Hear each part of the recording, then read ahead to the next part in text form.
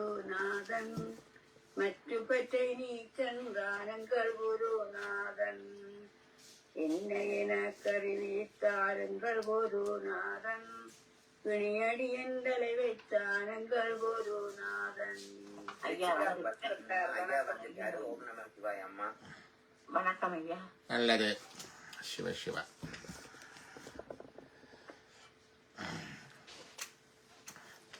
இன்றைக்கு குருவாரம் வியாழக்கிழமை. எங்களுக்கு மார்ச் 12 மாசி 28 தேய்பிறை நவமி திதி மூல நட்சத்திரம். குருவாரந்தோறும் எங்களுடைய குருநாதர் எங்களுக்கு இந்தியாவிலே தமிழகத்தில் ரமணர் இருந்த மாதிரி எங்களுக்கு யாழ்ப்பாணத்தில் இருந்தவர் சமகாலத்தில் வாழ்ந்த யூவர் சுவாமிகள். 1964 பங்குனி ஆயில்யத்தில் என்னுடைய வாழ்க்கை நிறைவிட்டது. 64 அதை நாங்கள் செய்த பெரும் புண்ணியம். எங்களுக்கு சமய நெறிமுறைகள் எப்படி நடக்க வேண்டும், நடைமுறைகளை பத்ததி மாதிரி ஆறுமுக நாவலர் எழுதி தந்துட்டு போனார். எப்படி கோயில் கும்பிட வேணும், எப்படி வழிபாடு செய்ய வேணும், எப்படி திருநீறு பூச வேணும், எப்படி உருத்திராட்சம் அணிய வேணும், எப்படி பஞ்சாட்சரம் செபிக்க வேணும், சிவாலய தரிசனவியல், சிவாலய கைங்கரியவியல், விபூதியியல், ருத்ராட்சவியல், பஞ்சாட்சரவியல் எல்லாம் சொல்லி 16 அத்தியாயங்கள்ல கடைசியில உண்டை கொண்டு வந்து உச்சமா மகுடமா வச்சார்வாரம் கொண்டு அன்பியல். அன்பில்லாட்டி ஒன்றுமில்லை. பேசிக அன்புதான் முடிவு. அங்க கண்டுபிடிச்சு இங்க கண்டுபிடிச்சு என்ன செய்தாலும் அன்பு அன்பியல் அந்த வைத்து 10 எழுதி முடிச்சார். யுவர் சுவாமிகள் நடைமுறையில் எங்கள் முன்னால நடந்து காட்டின ஞானி. ஈழத்தமிழ் மக்களுக்கு மிகப்பெரிய சொத்து. அதற்கு முன்னராக ஒரு 300 வருஷத்துக்கு முந்தி சுவாமி ஞான பிரகாசர் திருநெல்வேலியில் பிறந்து இந்தியாவில் போனவர். சிவஞான சித்தியாருக்கு உரை எழுதினவர். சிவஞான சித்தியாருக்கு உரை எழுதினவர். அப்ப யாழ்ப்பாணத்து சைவ பாரம்பரியம் என்று சொல்லிக்கல எங்களுக்கு ஞான பிரகாசர் சிவஞான சித்தியாருக்கு உரை எழுதினவர். அவர்களை தொடங்கி பிறகு ஆறுமுக நாவலர், அடுத்தது வெள்ளக்காரன் வந்த காலத்தில் வந்திருந்து அதுக்கு பிறகு எங்களுக்கு சமய நெறிகளை வழிப்படுத்தி எங்களுக்கு மட்டுமில்லை தமிழகம் முழுக்க நல்ல நகர் நாடு பிறந்திரரே சொல்லு தமிழங்கே சுருதி எங்கே என்று சொல்லுவார்கள். வந்தார் பிறகு எல்லாரும் இருந்து சட்டம் போட்டு இப்படித்தான் அங்காலையில் இப்படி நடந்த ஞான வழியில நெறிகாட்ட எங்களுக்கு முன்னாலே யோகர் சுவாமிகள் வந்தார். நாங்கள் இத்தனை பேர் அவரை சரியா பாவிச்சமோ அறிஞ்சு கொண்டமோ தெரியாது. பல பேருக்கு அவர் சித்து செய்கிற சுவாமியார். அவர் போய் கும்பிட்டம் வேலை வந்தது, அவர் போய் கும்பிட்டம் கல்யாணம் நடந்தது, அவரை போய் கும்பிட்டம் காசு வந்தது என்றுதான் கன பேர் சொல்லி கொண்டிருக்கிறது. தவிர ஞானம் வந்தது என்று சொல்லுவார் குறைவு. ஆனால் ஞானம் பெற்றவர் இருக்கிறார். அதிலிருந்து இல்லத்துறை சுவாமிகள் இருந்தார், மார்க்கண்டு சுவாமிகள் இருந்தார். அப்படி கொஞ்சம் அது கொஞ்சம் அது ஒரு வழியில் சொல்லப்படாத ஒரு மரபணு. இப்போ நாங்கள் இந்த குருவாரம் போதும் நம்முடைய ஞான யுவர் சுவாமிகளுடைய நற்சிந்தனை பாடல்களை பாடி சிந்தித்து கொண்டு வருகிறோம். அது பாடத்தான் அவ்வளவு அருமையான அது பொக்கிஷ புதையல் என்று எங்களுக்கு புரியும்படியாக இருக்குது. அதையும் பார்த்து கொண்டு நாங்கள் இன்றைக்கு அடுத்த பாடல் துவங்குகிறோம். தெய்வம் இதுதானே.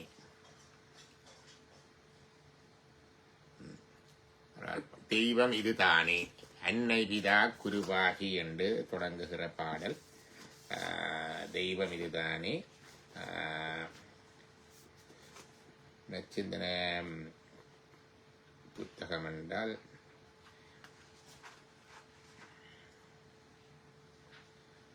285வது பாட்டா வச்சிருக்கிற நச்சிந்தனையில இதை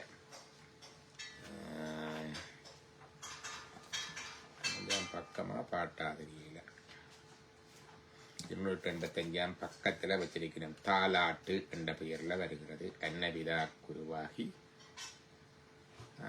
இல்லையே, அது வேற இருக்கு. இதை படி பண்ணாங்க, இதை படிச்சுட்டு அதை பார்க்கலாம்.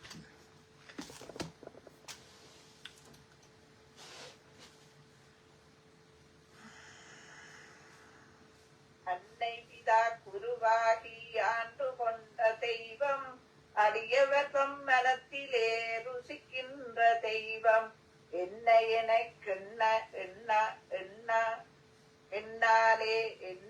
எனக்கென்னாலே அறிவித்த தெய்வம், எல்லாமா அல்லவுமா இருக்கின்ற தெய்வம், முன்னை வினை எல்லாம் முடித்தாண்ட தெய்வம், மூதாதை மாறெனக்கு காட்டி வைத்த தெய்வம், தென்னை கனை தேரிலங்கை வாழ்கின்ற தெய்வம், சிவனென்ற நாமம் உள்ள தெய்வம் இது தானே.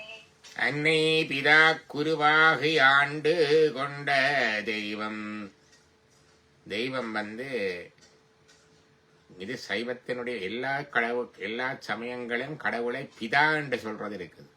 கிறிஸ்தவத்துல பிதா என்று சொல்லுவார்கள் என்ன கடவுளை, தந்தை பிதா என்கிறது இருக்குது. ஆனா தாய் என்று சொல்றது ஒரு இடமும் இல்லை. இருக்குதா அங்கேயாவது? இல்லை. அப்ப அவன் தாயும் ஆனவன் தந்தையும் ஆனவன். எப்படி இறைவன் எங்களுக்கு தாயும் தந்தையும் ஆவார்? எங்களுக்கு தான் பெத்து போட்ட 2 பேர் இருக்கிறாங்க. அவர்கள் எல்லாம் தாய் தந்தை. எப்படி இறைவன் தாய் தந்தை ஆவான்?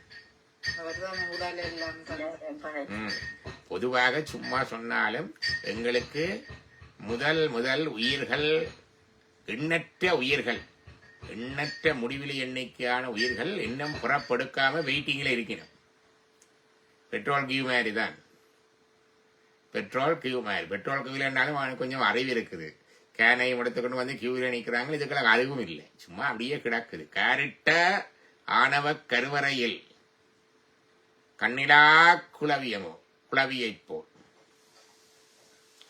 இருட்டு, இருட்டு. அதுக்குள்ள அந்த இருட்டுக்கே கண் தெரியாது. அந்த குழந்தைக்கே கண்ணும் இல்லாட்டி எப்படி இருக்கு? ஒன்றுமே தெரியும். கண்ணிலா குளவியை போல் கட்டுண்டிருந்த இமை வெளியில் விட்டு எங்களுக்கு புறப்பத்தாறு. அனாதி கேவல நிலை என்று சொல்லுவார்கள். கேவலம் என்றா தனித்திருத்தல். அனாதி என்றா தொடக்கம் இல்லாத காலத்திலிருந்து எங்களுடைய ஆன்மா அப்படியே ஒரே இருட்டு, ஒன்றும் தெரியாது, ஒன்றும் உணராது, கல்லு போல கிடக்குது, பாடானம் போல் கிடக்குது. அறிகிற ஆற்றல் இருக்குது, ஆனா அறிகிறதுக்குரிய வழிவகை கருவி காரணம் ஒன்றும் இல்லை. அனுபவிக்கிற ஆற்றல் இருக்குது, அனுபவிக்கிறதுக்குரிய இடம் பொருள் கருவி கரணங்கள் ஒன்றும் இல்லை. கம்மண்டு இருக்குது. அறிவே செயற்படாமல் ஆணவ இருட்டுக்கு அப்படியே இறுக்கி இருக்கு. இறைவன் இந்த உயிர்கள் தன்னை போல அளவற்ற அறிவும் அளவற்ற ஆனந்தமும் பெற வேண்டும் என்று அவருக்கு அன்பு. எவ்வளவு அன்பு பாருங்கோ. தன்னை போல வர வேணுமண்டு. தன்னை விட நல்லா வரணுமென்று யோசிக்கலாம், அவரோட நல்லா வரையலாம். அதனுடைய தன்னை போல வர வேணுமண்டு. அந்த அன்பினால அவர் இந்த உயிருக்கு ஒரு சந்தர்ப்பம் கொடுக்கிறார். ஒரு சந்தர்ப்பம் இல்லை, முடிவிலி எண்ணிக்கையான சந்தர்ப்பத்தை கொடுத்து அனுப்புறார். இங்க என்ன போய் ஆடல் முடித்து மீண்டு வா என்ற மாதிரி கொடுக்கிறார். கொடுக்கறதுக்கு உடம்பு கொடுக்கணும்.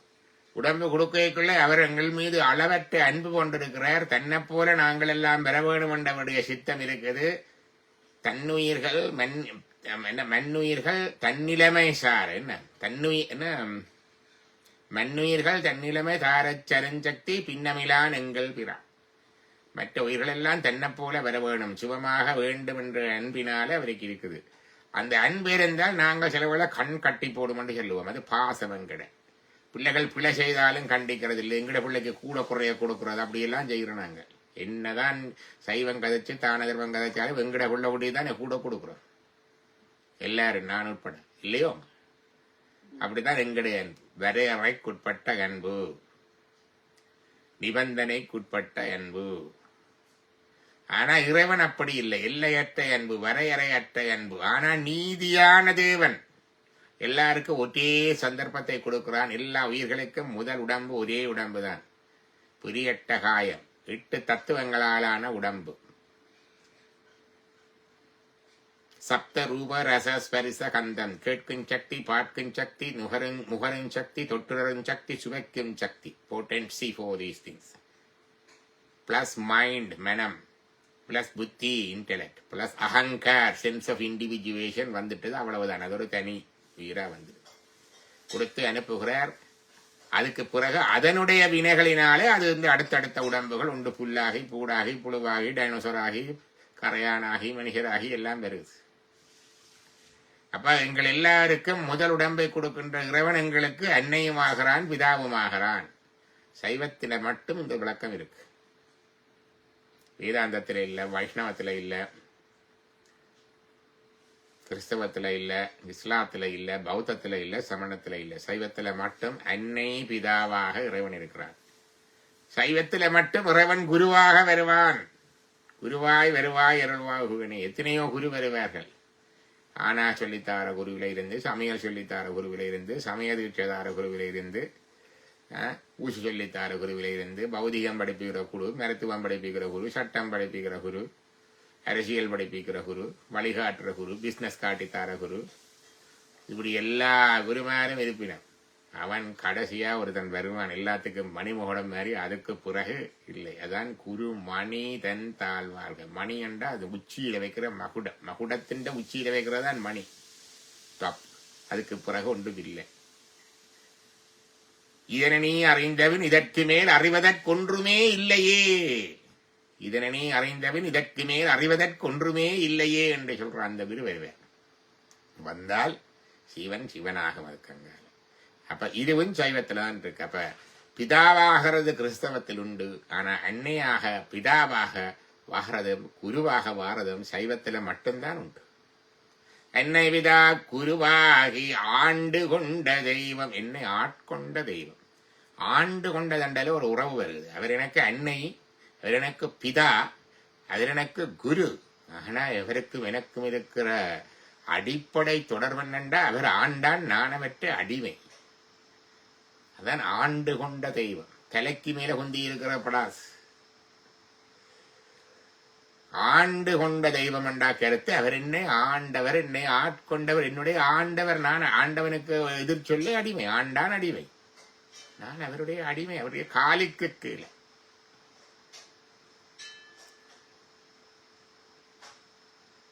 காலுக்கு கீழே. சொல்லிய பாட்டின் பொருணர்ந்து சொல்லுவார் செல்வ சிவபுரத்தின் உள்ளார் சிவன் அடி கீழ். அடிக்கு கீழே தான் நான். கல்லோர வேத்த பணிந்து. அது சைவ சித்தாந்தத்துல முக்கியம். என்னதான் அத்துவிதம் சொல்லி ஜீவன் ஜீவனாகுது, சிவோன் நான் ஜீவோகன் நான் என்ன சொன்னாலும் அவருடைய தூக்கிய திருவடிக்கு கீழே ஐயா. ஆண்டு கொண்ட தெய்வம் பாருங்க. அன்னை, பிதா, குரு, ஆண்டவன். 4 உறவை வச்ச.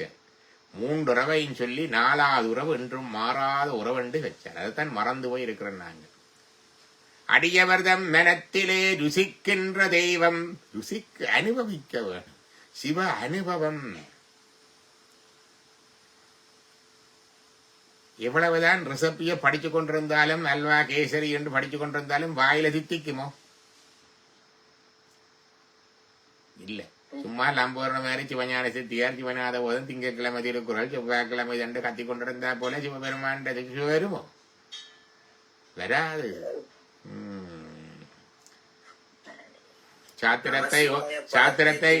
சாத்திரத்தை ஓதினற்கு தன் சற்கருவின் தன் வசன மாத்திரைக்கே வாய்க்கிரலம் வந்துருமோ? எல்லாம் படித்தா போல வந்துருமோ? அது தண்ணீர் குடித்தவருக்கு தாகம் தணிந்திடுமோ? கடத்தண்ணீர் குடித்து தாகம் தீருமோ? தென்னீர்மையா இதை செப்பு திருக்கலப்படியா இல்லை. ஆனா எங்களோட தெய்வத்தை நாங்க எங்களுக்குள்ள ரசிக்கலாம், ருசிக்கலாம், அனுபவிக்கலாம். சிவ அனுபவம் மிக முக்கியம். எத்தனையோ சைவ குரூப் எல்லாம் இருக்குது. நான் எத்தனையோ குரூப்புகள், மாநாடுகள் எல்லாம் போயிருக்கேன். அதுல எல்லாத்திலையும் எப்படி கும்பிடுறது, எப்படி அதை திருத்துறது, எப்படி இதை கொண்டு வர்றது, இதை எப்படி போன்றது என்னங்க, எப்படி சிவத்தை அனுபவிக்கிறது என்று நடக்கிறதோ? சிவத்தை அனுபவிக்க வேணும், அணுக வேணும், அறிய வேணும், அனுபவிக்க வேணும். அதான் அப்படியவர்தம் மனத்திலே ருசிக்கின்றது. அப்படி வர்றா அடியவர்களுக்குத்தான் அது வரும். அடியவர் என்ற அன்பர்கள் என்ற கருத்து, பக்தர்கள் என்ற கருத்து. அடுத்தது இந்த கீழ்ப்பணிவா இருக்கிற ஆக்கள், இறைவனுக்கு கீழே அடியவர் தான் மனத்திலே ருசிக்கின்ற தெய்வம். என்னை எனக்கு என்னாலே அறிவித்த தெய்வம், என்னை எனக்கு என்னாலே அறிவித்த தெய்வம், எல்லாமாய் அல்லவுமாய் இருக்கின்ற தெய்வம். யாவையுமாம் அல்லையுமாம் ஜோதியனே துன்னிருளே தோன்றா பெருமையனே சோரான். யாவையுமாம் அல்லையுமாம், இறைவன் எல்லாவாகவும் இருக்கிறான். நீராக மண்ணாக ஒன்னாக ஒளியாக எல்லாம் இருக்கிறான். எல்லாமத்தை நீங்கி நிற்கிறான். சைவம் சொல்லுற உறவு. சைவம் சொல்லுது இறைவன் எல்லாவத்தோடும் ஒன்றாயிருக்கிறான், உடனாயிருக்கிறான், வேறாயும் இருக்கிறான். ஒன்றாய் உடனாய் வேறாய் மூன்று உறவை சொல்லுது. ஒன்றாயிருத்தல் வேதாந்த அத்துவிதம் மாறி மண்மரம் எல்லாம் நீ என்று சொல்லுவேன். உடனாயிருத்தல் வைஷ்ணவத்துல ஸ்ரீ வைஷ்ணவத்துல விசிஷ்டாத்வைதம் மாறி அதனோட அவன் சேர்ந்து இருக்கிறான். வேறாயிருத்தல் துவைதம், இறைவன் வேறு நான் வேறு என்று சொல்ற ஹரேகிருஷ்ணா வைஷ்ணவம் மாதிரி. அது மூன்று உறவும் இறைவனுக்கு இருக்குது. உயிரோடையும் இருக்குது, உலகத்தோடையும் இருக்குது. உயிரோடையும் இருக்குது, உலகத்தோடையும் இருக்குது. அப்ப உயிரோடையும் இறைவனோடையும் உலகத்துக்கு இருக்கிற இறைவனுக்கு இருக்கிற தொடர்பை அந்த சொல்லுவார்கள். அதான் ஒன்றாய் உடனாய் வேறாய் எல்லாமாய் அல்லவுமாய் இருக்கின்ற தெய்வம். முன்னை வினை எல்லாம் முடித்தாண்ட தெய்வம். முன்னை வினை பல வினைகள், பல வினைகள் பாரும் வண்ணம் சித்தமலம் அறிவித்து சிவமாக்கி எனையாண்ட கத்தர் எனக் கருளியவாரார் வருவாரச்சோவே. பல வினைகள் பாரும் வண்ணம். பாடுறதுன்றது நல்லொரு தமிழ் சொல்லு. பாறுதல் என்ற சிதறுதல். தேங்காய் உடைப்பமே பாரிப்போம். இல்ல இல்ல, பாறுதல் என்றா வெடித்து வெடிச்சு சிதறது. பாறுதல் என்றா வெடித்த ஒரு தேங்காய ஒரு பாறையில உடைக்கிறீங்க. பாறுதல் என்றதை சொல்றது. பாறையில் மோதி சிதறதல் தான் இந்த பாறுதல் என்ற தமிழுக்கு. முன்னை வினையெல்லாம் பழைய வினைகள். வினையில முன்ன விலை இருக்குது, இப்பத்த வினை இருக்குது, மற்றது கொண்டு வந்த வினை இருக்குது, உள் வினை இருக்குது. முன்னை வினை எல்லாம் என்ன? சஞ்சித வினை. சஞ்சிதம் என்று சொல்லுவார். சஞ்சிதம் என்றா அங்க ஒரு பெரிய ஸ்டாக் கொண்டு வச்சிருக்கிற. ஒவ்வொருத்தர் ஸ்டாக்கும் வைக்கிறதுக்கு அங்க ஒரு அரை பத்தாது, ஒரு பெரிய கோட்டையே இருக்கு ஒவ்வொருத்த வினைகளையும் வைக்கிறதுக்கு. அவ்வளவுத்துக்கு வினை இருக்குது. அதிலே ஒரு கொஞ்சத்தை கொண்டு வந்திருக்கிறோம். அது ஊழ்வினை, பிராரத்தம். வந்த இடத்துல சும்மா இருக்கிறோமோ, இதை கழிச்சு போட்டு போகலாம். நல்லா பெருக பெருக இன்னும் தேடிக்கொண்டிருக்கிறோம். வெறுவினை ஆகாமியம், வந்த வினை பிராரப்தம், ஊழ்வினை. பலவினை சஞ்சிதம் அங்க இருக்கு. அப்ப நாங்கள் கொண்டு வந்த வினையை அனுபவிச்சுத்தான் தீர்க்க வேண்டும். ஜீவன் முத்தி அடைஞ்சாலும் கொண்டு வந்த வினையை அனுபவிச்சுத்தான் தீர்க்கணும். இவர் சுவாமிகளுக்கு மாரடிச்சது, கால் முடைஞ்சது, டயபெட்டிஸ் இருந்தது. ரமணருக்கு கேன்சர் வந்தது, சர்ஜரி செய்தது. ராமகிருஷ்ணருக்கு கேன்சர் வந்தது. விவேகானந்தருக்கு டயபெட்டிஸ் இருந்தது, ஆஸ்மா இருந்தது. இப்படி எந்த பெரிய ஞானிகளா இருந்தாலும், காஞ்சி பெரியவருக்கு டிமென்ஷியா வந்தது, கண் பார்வை போனது. இப்படி எந்த பெரியவர்கள் தெய்வங்களா இருந்தாலும் இந்த வந்த வினைய அனுபவிச்சுத்தான் போகணும். அது ஏனென்று அவைக்கு தெரியாது. மற்ற சமயத்துல வேதாந்தத்தில் சொல்லுவார்கள், அவர்கள் மற்ற வேண்ட வினையை தாங்கள் வேண்டிட்டு அனுபவிக்கணும். மற்ற வேண்ட வினையை வேண்டி அனுபவிக்கிறதுனா உது பத்தாதில்லை. எங்கட வினை இல்லாமங்க போன. இது அவர்களோட உடலோட வந்த வினை. சைவம் வடிவா சொல்லும். அதே மாதிரியாக நாங்கள் இருக்கிற நேரத்துல வினையை தேடிக்கொண்டிருக்கிறோம். ஒவ்வொரு நாளும் வெள்ளன இருந்து சச்சங்கம் நடத்துறதான் போன பிறகு தொடங்கிடும். இல்லை, நல்வினையும் தீவினையும் தொடங்கிடும். நானும் தான் நீங்களும் தான். மனதால, வாக்கால, செயலால எல்லா வினையும் ஒவ்வொரு நாளும் வீத்தி கொண்டுதான் இருக்கிறோம். அந்த வரிவினை குரு வந்து இருவினை ஒப்பு வர போயிடும். நல்லதும் கெட்டதும் ஒக்கவே நோக்குற தன்மை வந்தோடனே எங்களுக்கு வினை செய்வோம் ஏறாது. எல்லாம் அவன் செயல் என்று நினைச்சிட்டம் என்றால் ஏறாது. நல்லதும் கெட்டதும் ஒன்றும் இல்லை, எல்லாம் அவன் செயல் என்று நினைச்சிட்டம் என்றால் வரிவினை செய்வம் ஏறாது. வரிவினை ஏறாது குருவருளா. வந்த வினை உடம்போட போகும். அங்க மூட்டையா ஒரு மிச்சம் இருக்கല്ലോ அங்க மேல, அங்க இருந்து அங்க போன பிறகு இங்க இது இருக்குன்னு காட்டுறதா இல்ல, அதை இறைவன் முடிச்சு வைப்பான். சஞ்சித பாப விநாசகலிங்கம், சஞ்சித பாபத்தை நாசம் செய்கின்ற அழிக்கின்ற லிங்கம் என்று சொல்லுவார். அப்ப முன்னை வினை எல்லாம் முடித்தாண்ட தெய்வம், சஞ்சித வினைகளை எல்லாம் வேறறுத்து முடிக்கின்ற தெய்வம். முத்தி வரைக்கும் அது போயிடும். மூதாதை மரணக்கு காட்டி வைத்த தெய்வம், மூதாதை மாதிரி இது ஒன்றும் புது தெய்வம் இல்லை. எங்கட நான் சொல்றது எங்கள் வழிபடுறதுக்கு எல்லாம் கண கேள்வி வைப்போம். அப்படி கும்பிடலாமோ இப்படி கும்பிடாமோ, வீட்டுல விளக்கு இப்படி வைக்கலாமோ, சாமி படமாங்க. எங்கட 3வது தலைமுறைய பார்க்கணும் நாங்க. ஏறன் அவை எப்படி அவை ஒன்றும் போலையா செய்யல.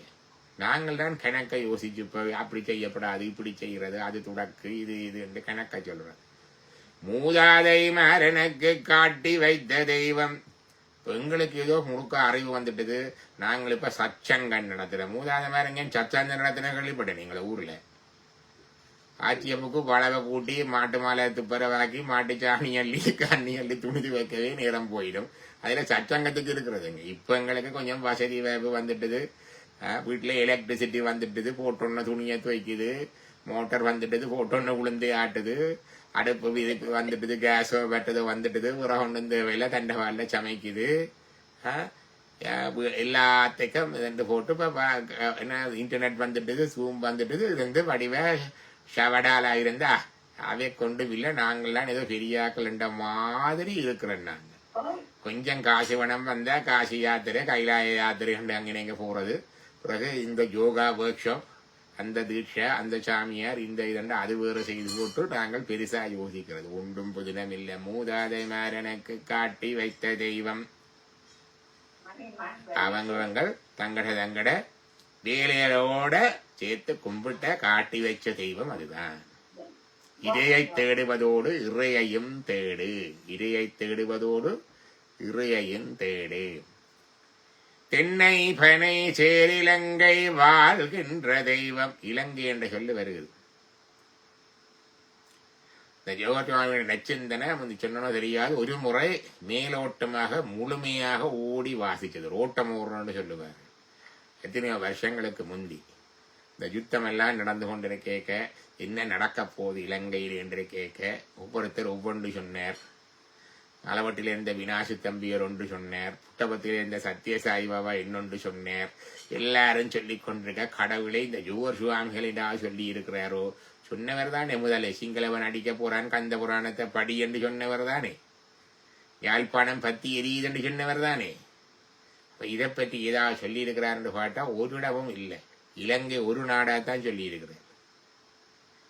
மகாவலி கங்கை ஓடுறத பாடி இருக்கிறார், ரத்தினபுரிய பாடி இருக்கிறார். இங்க பாருங்க, தென்னை பெனை சேர் இலங்கை வாழ்கின்ற தெய்வம்.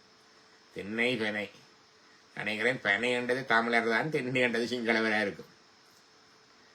சேர்ந்துதான் இருக்க போறோம். தென்னை பெனை சேர் இலங்கை வாழ்கின்ற தெய்வம். Country is blessed. பாருங்க, யுவர் சுவாமிகள் இலங்கை என்று பாடி இருக்கிறார். இந்தியாவில எல்லா சாமியும் பாரத தேசம், இந்தியா அதெல்லாம் சொல்லுறார்கள். இலங்கையில அப்படியா சொல்றது இருக்குதோ? புத்தவிக்கு தான் சொல்லிக் கொண்டிருக்கிறார். தங்கட தங்கடி ஏன்னா நாங்கள் எங்கட சொல்லுறீங்க, எலும்பு நின்று சொல்லணும். எங்கட ஜோரியாமி சொல்லி இருக்கிறது எங்கட இலங்கை என்று. தென்னை பலை சேர் இலங்கை வாழ்கின்ற தெய்வம் சிவன் என்ற நாமமுள்ள தெய்வம் இதுதானே. சிவன் என்ற நாமமுள்ள தெய்வம் இதுதானே. அடுத்த பாட்டை பார்ப்போம்.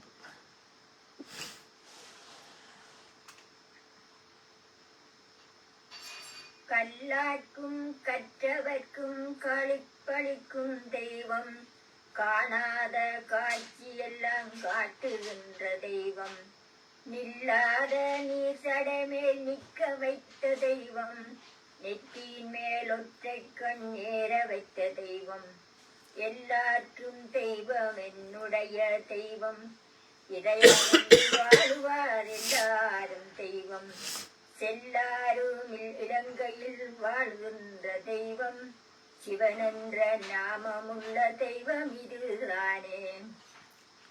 கல்லார்க்கும் கற்றவர்க்கும் களிப்பளிக்கும் தெய்வம். தெய்வம் என்றால் என்னென்று கேட்டால் தெய்வம் ஆனந்தமயமான சச்சித் ஆனந்தம். ஆனந்தம் இன்பம் அந்தமொன்று எல்லா ஆனந்தம் பெற்றேன் யாது நீ பெற்றதொன்றென்பால் உண்டு. தந்ததுண்டென்னை கொண்டதென்றென்னை சங்கராயார் கொலோ சதுரர்.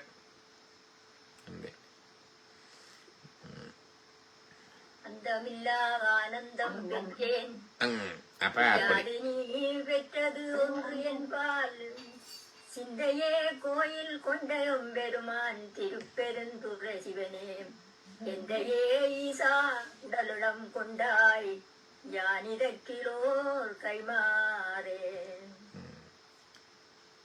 கல்லார்க்கும் கற்றவர்க்கும் களிப்பளிக்கும் தெய்வம். மீண்டும் ஒரு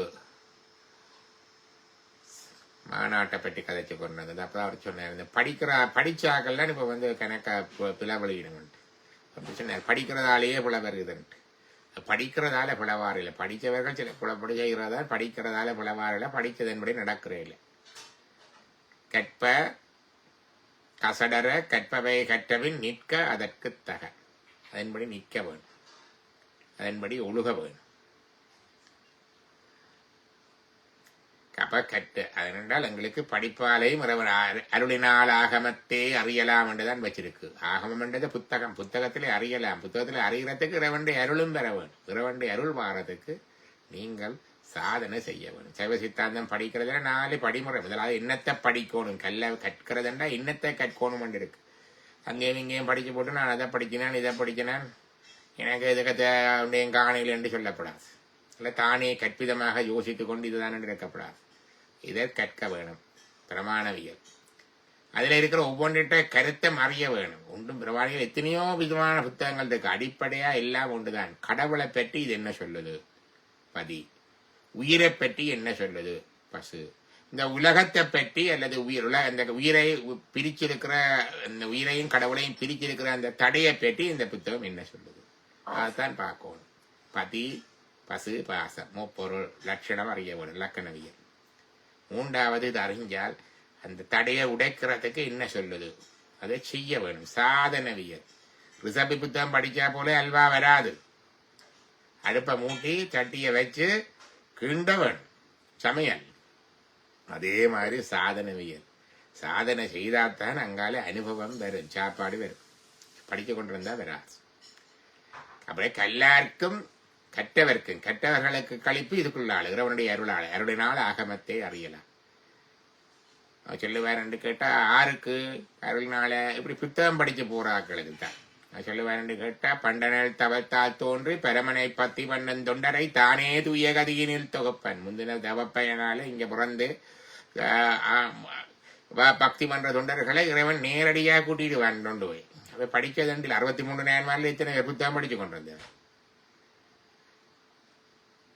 அவர் தானே தூயகதி இருப்பவர். ஆனா கண்ட நூலோதி வீடு காதலிப்பவர். இப்படி புத்தகத்தை படிச்சு அறிஞ்சு இதுக்குள்ளால நாங்களும் ஆன்ம இறைவனை அனுபவிக்க வேணும், விடுதலை பெற வேணும் என்று நினைப்பவர்களுக்கு ஈசன் புண்டரிகத்தால் சேரும் பரிசினை புகழலுட்டாம் என்றுதான் சிவஞான சித்தியால சொல்றேன்.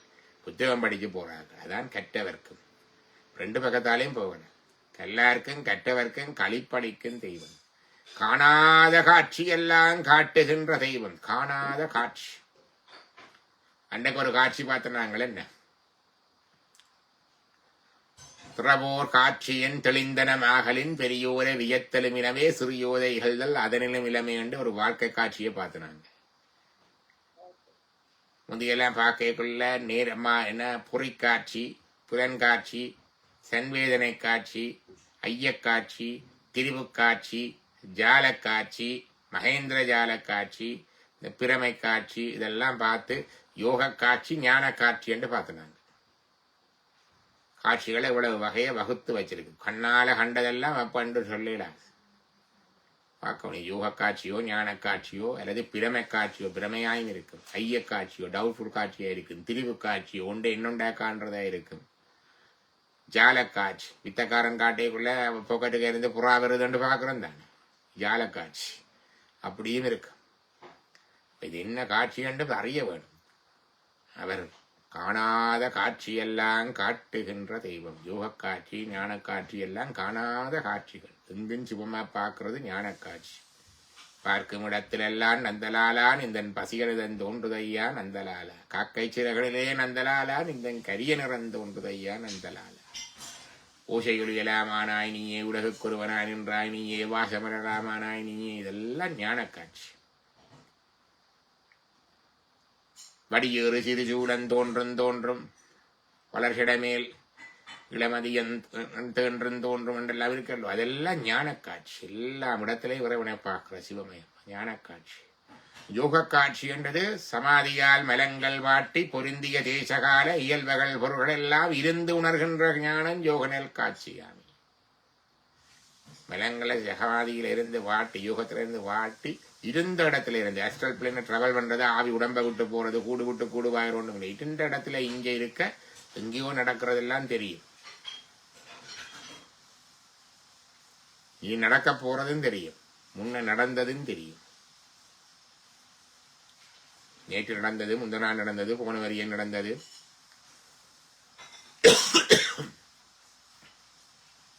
என்னும் என்னும் என்னும் பின்னுக்கு போனா ராஜராஜ சோழன் தஞ்சை பெரிய கோயில் கட்டினதை பார்க்கல.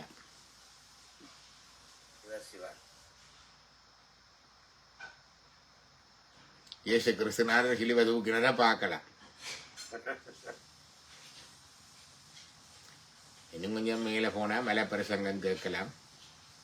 இன்னும் கொஞ்சம் போனா குருஷேத்திரத்துல பகவத்கீதை கிருஷ்ணா சொல்றது நேர கேட்கலாம்.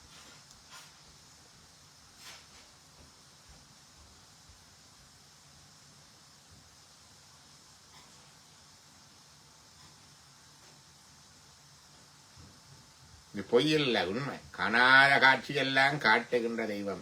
நில்லாத நீர் சடமேல் நிற்க வைத்த தெய்வம். நில்லாத நீர் ஆகாச கங்கை. ஆகாச கங்கை ஆகாச கங்கை என்று கற்பனை என்றுதான் இப்போ வச்சு கொண்டிருக்கிறது எல்லாம். ஏதோ ஆகாசத்திலிருந்து கங்கை. இப்ப போன வரி என்னன்னு பார்த்தேன். இங்கே சர்ச் பண்ணி ஷேர் பண்ணா நீங்க பார்க்கணும். விண்வெளியில ஸ்பேஸ்ல ஒரு பெரிய ஒரு நீர்ப்பரப்பு இருக்கா. எங்கட சமுத்திரங்களை விட எத்தனையோ மடங்கு அதிகமான ஒரு நீர்ப்பரப்பு அங்க இருக்குதான். அங்கே ஒன்று பாருங்க, அங்க ஆகாச கங்கைன்றது இருக்குதான். அடங்காத நீரை இறக்கி இங்க விட்டார் சடையில. சொல்லுவார்கள், கங்கை ஆர்ப்பரித்து வந்த கங்கை அப்படியே வந்தது, அப்படியே தன்னுடைய சடையிலே அடக்கினார். அது அப்படியே திணறத்திக்கு இருந்துட்டுதான். பிறகு இந்த ஒரு சடைக்குள்ளால அப்படி வெளியில விட்டார். அந்த கங்கை தான் இப்ப ஓடிக்கொண்டிருக்குது. இல்லாத நீர் அட்டங்காமல் பெருவீச்சோட வந்த நீர் சடை மேல் நிற்க வைத்த தெய்வம். சடை என்னத்தை கருகுறை என்றால் ஞானத்துக்கு கருகுறை. துன்சிகை ஞானமாமன்று சொல்லி ஞானத்துக்கு சடை ஞானத்துக்கு கருகுறை. இதனுடைய கச்சை ஞானத்துக்கு கருகுறை. ரெண்டும் ஞானம். நில்லாத நீர் சடை மேல் நிற்க வைத்த தெய்வம். நெற்றியின் மேல் ஒற்றை கண் நேர வைத்த தெய்வம். நெற்றிக்கண்ணுடைய தெய்வம், முக்கண்ணுடைய மூர்த்தி. சிவமூர்த்தங்களுக்கு மட்டும்தான் முக்கண். நீங்க பாத்தீங்கன்னா சிவபெருமானுக்கு முக்கண், அம்பாள் திருவுர சுந்தரிக்கு முக்கண், சுப்பிரமணிய பெருமானுக்கு முக்கண். சிவமூர்த்தங்களுக்கு தான் 3 கண். நெற்றியின் மேல் ஒற்றைக்கண் நேர வைத்த தெய்வம். சிவனுடைய கண்களை சொல்லுவார்கள். வலதுகண் சூரியன், இடதுகண் சந்திரன். நெற்றிக்கண் அக்னி. சூரிய சந்திரன் அக்னி என்று சொல்லுவார்கள். 3 சுடர்கள். உலகமெல்லாம் இருக்கிற எல்லா சூரியன்களும் வலதுகண். உலகமெல்லாம் இருக்கிற எல்லா சந்திரன்களும் இடதுகண். உலகமெங்கும் இருக்கிற அக்னி அவருடைய நெற்றிக்கண். நெற்றிக்கண் எரிக்கிறது என்றுதான் எங்களுக்கு தெரியும். மன்மதன் எரித்தது, கோபம் என்றெல்லாம் சொல்றது. நெற்றிக்கண் அருள் செய்யும். பார்வதி தேவியார் விளையாட்டாக இவருடைய கண்களை பொத்துறார்.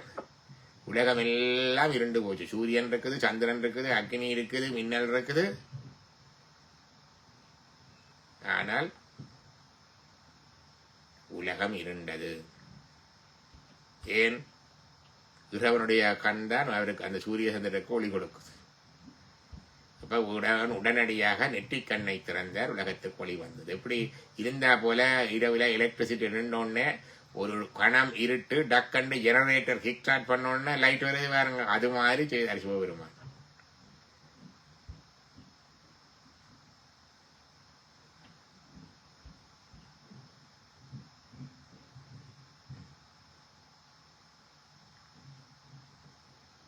எங்கும் பாயிருளாகி மூட பரிந்து தன்னிட்டு தூய நேத்திரத்தினாலே சுடரொளி கொடுத்த பண்பின் தூய நேத்திரத்தினாலே சுடரொளி கொடுத்த பண்பின் தேயமார் ஒளிகள் எல்லாம் சிவன் ஒரு தேசதன்னர். உலகம் எல்லாம் இருக்கிற ஒளிகள் எல்லாம் சிவனுடைய ஒளி. தேசு கண்டா ஒளி.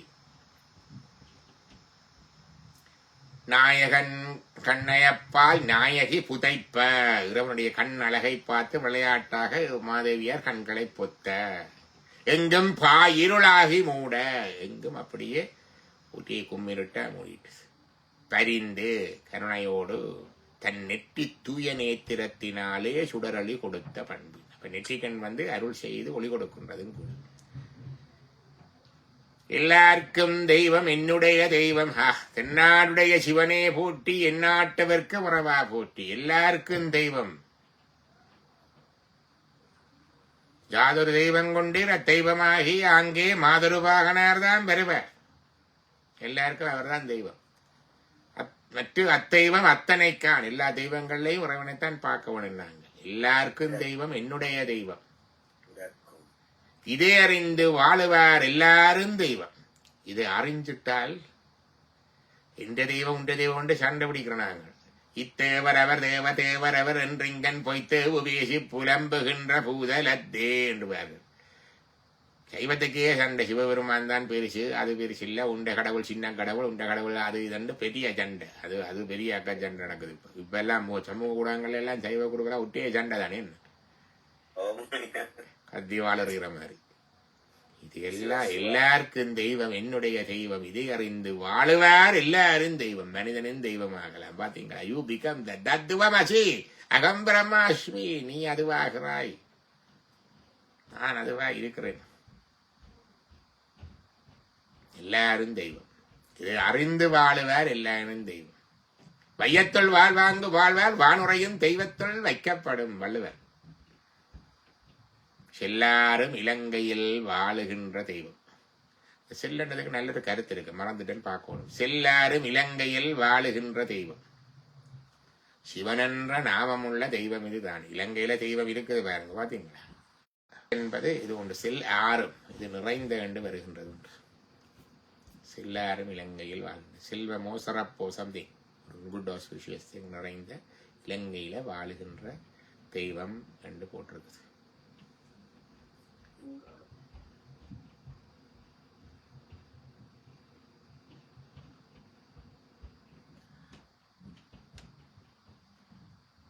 இதுக்கு விளக்கம் என்றுதான் இருக்கா. நான் அதுக்கும் எனக்கு தொடர்படுத்த முடிகிறது இல்லை. விட்டு நகராத போல செல்லாரும் என்றா நிறைகின்ற செல்லாரும். செல்லன்றதுக்கு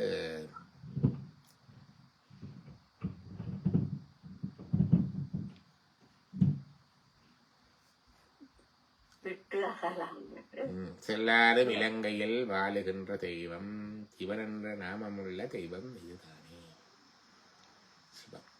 வான்முகில் வளாது வேகம் அலிவளஞ்சுரக்க மன்னன்கோன் முறையரசு செய்க குறைவிலாது உயிர்கள் வாழ்க நான் வரை அறங்களோங்க நட்டவம் வேள் விமல்க மேன்மகுள் சைவ நீதி விளங்குக உலகமெல்லாம். ஹரஹர நம பார்வதீபதையே, ஹரஹர நம பார்வதீபதையே, ஹரஹர நம பார்வதீபதையே. தென்னாடுடைய சிவனே போற்றி.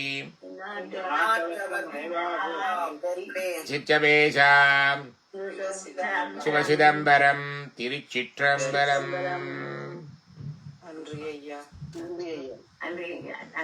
நல்லது. நாளைக்கு நாங்கள் திருமுறை பாடல்களோட சந்திப்போம். என்ன நல்லது.